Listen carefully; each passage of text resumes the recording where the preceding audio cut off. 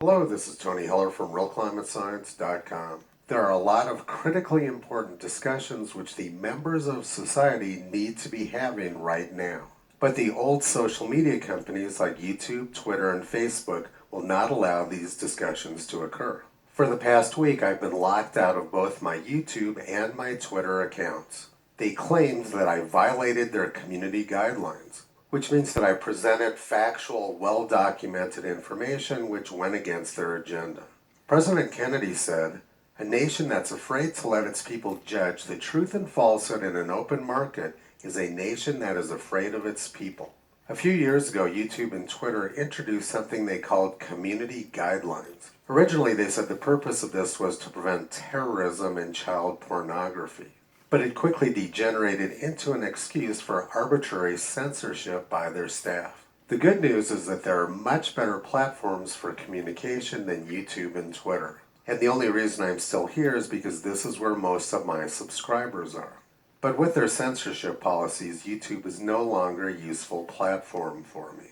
I will only be posting very limited content here in the future. Most of my work will only be visible on other platforms, which are linked to in the description of this video below. I hope that you will subscribe to one or more of those platforms. I ran into an incredible example today of how community guidelines are being abused by the press. Almost 22 years ago, the Independent newspaper ran this article.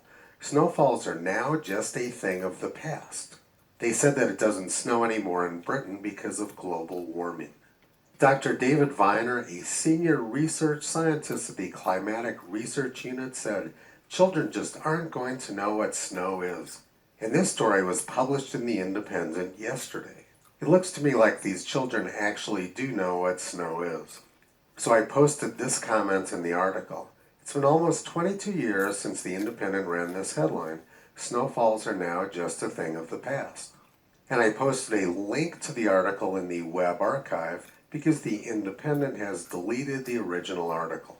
They said that my comment appears to violate their community guidelines and has been deactivated. So apparently one of their community guidelines is that you can't post embarrassing articles which they printed in the past.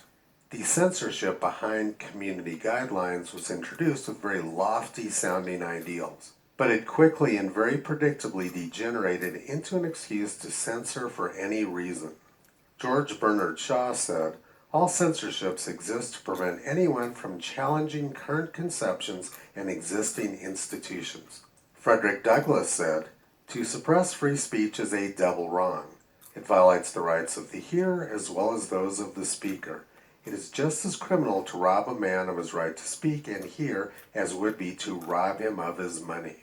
Noam Chomsky said, "Censorship is never over for those who've experienced it. It's a brand on the imagination that affects the individual who has suffered it forever." And President Kennedy said, "Without debate, without criticism, no administration and no country can succeed and no republic can survive."